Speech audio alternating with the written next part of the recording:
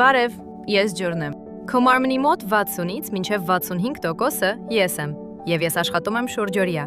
Սննդանյութերը բջիջներ հասցնելու, օրգանիզմից թունավոր նյութերը հեռացնելու, մարմնի ջերմաստիճանը կարգավորելու եւ ուղեղի ճիշտ աշխատանքը ապահովելու համար։ Երբ տաքանում ես կամ զբաղվում ես սպորտով, ես եմ պաշտպանում հոդերդ եւ օգնում մկաններիդ պահպանել իրենց ուժն ու ճկունությունը։